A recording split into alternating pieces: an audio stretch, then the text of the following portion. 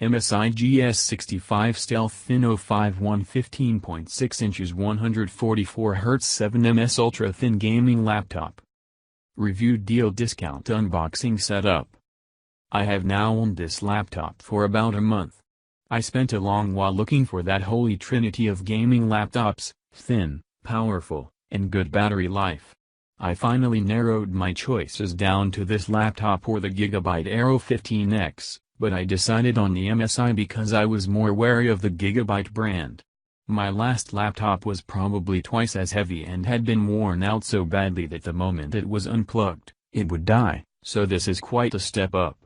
Unboxing the laptop and setting it up, I was very impressed and found myself wanting to figure out all the quirks and features this thing has.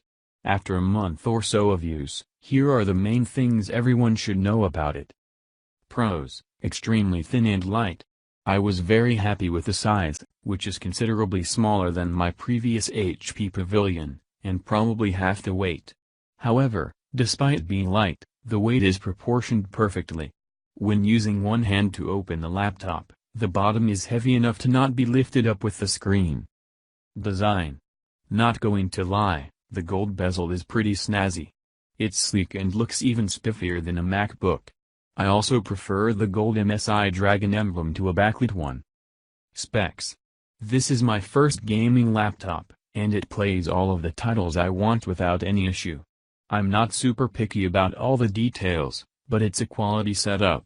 You can play probably just about any of your favorite games on standard or even highest settings no problem. Speed. This is a beast of a laptop.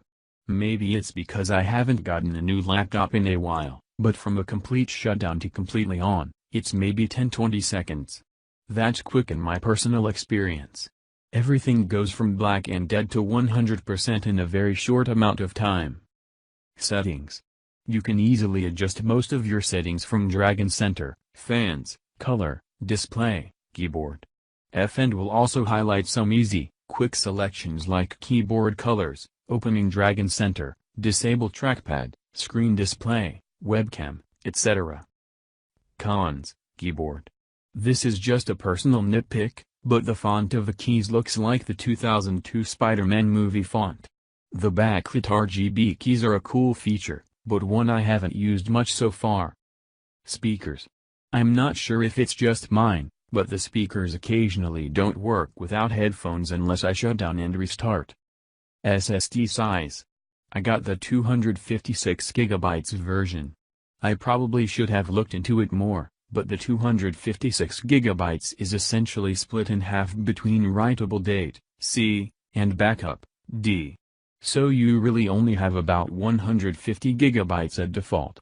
I will edit my review if I can figure out how to change the hard drive partitions, or upgrade the SSD. Throttling.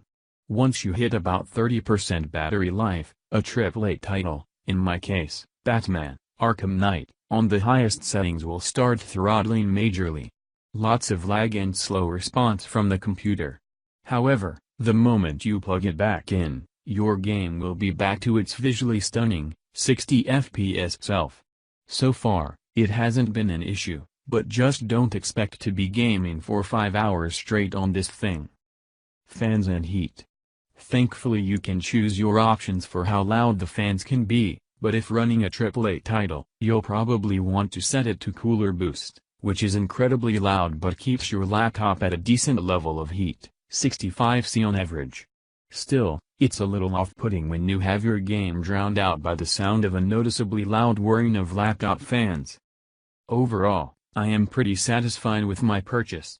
$1,800 is a good amount of money, but I do believe it will last me a while and I will get plenty of use out of it.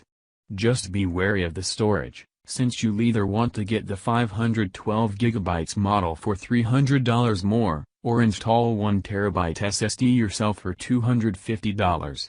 Most of the things I mentioned I can get over, but this is obviously not the perfect laptop.